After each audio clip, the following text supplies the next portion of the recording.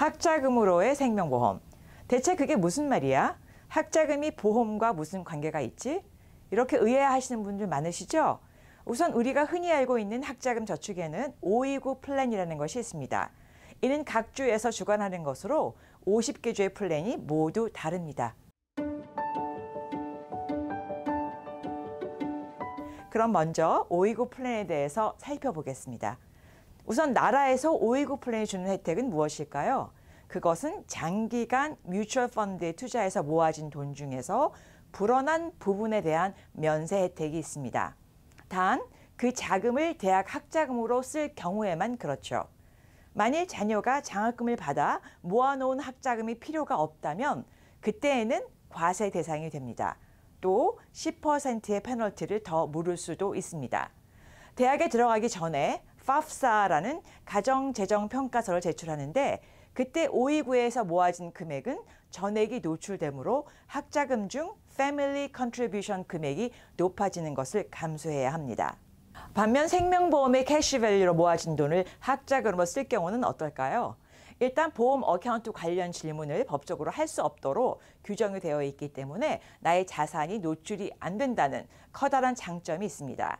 또한 학자금으로 안 쓸 경우에 받는 페널티도 따로 없고요. 보험이라는 플랜 안에서 자금이 자라고 있어서 만에 하나 사망이 발생했을 경우에도 자녀에게 재정적 보장을 제공할 수 있습니다. 두 플랜 모두 자녀가 어릴 때 시작해야 충분히 만족한 학자금을 모을 수 있습니다. 미국에서 4년제 대학 학자금은 2024년 기준 연평균 주립은 26,000불, 36,000불 만약에 아웃 오브 스테이트였다면요. 사립은 1년에 6만 불 이상이 넘기 시작했습니다. 물가 상승률이 3% 정도 늘어날 때 대학 등록비는 5 내지 6%씩 오르고 있었습니다. 혹시 이 귀한 정보를 아이들이 중고등학교가 되고 나서 알게 되셨다면 신뢰할 수 있는 재정 어드바이저의 도움으로 거기에 맞는 캐시밸류 생명보험을 디자인해서 가입하실 수 있습니다. 이제 학자금 관련 사례를 하나 살펴보겠습니다. 김 씨 부부는 두 어린 자녀의 대학 학비를 위해서 저축을 계획하고 있었습니다. 529 플랜 외에도 다른 방법으로 자산을 불릴 수 있다는 말을 듣고 재정 어드바이저 조언을 따라서 캐시밸류 생명보험에 가입을 했습니다.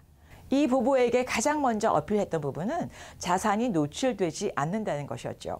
그래서 이쪽에 여분의 돈을 다 넣어 굴릴 수가 있겠다 그렇게 생각을 했습니다.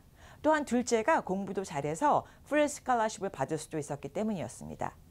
비교적 아이들이 어린 5세, 6세에 시작을 해서 돈을 불리는 시간이 한 12년 정도는 있었습니다. 김 씨 부부는 자녀들의 대학 진학 시기에 맞춰 축적된 캐시밸류를 대출 형태로 인출하여 사용했습니다. 이때 대출 이자는 시중 이자보다는 낮았으며 대출 시점에 세금이 부과되지 않는다는 것도 상당히 매력적이었습니다. 따라서 아이들의 대학 학비를 충당하면서도 세금 혜택까지 누릴 수 있었습니다.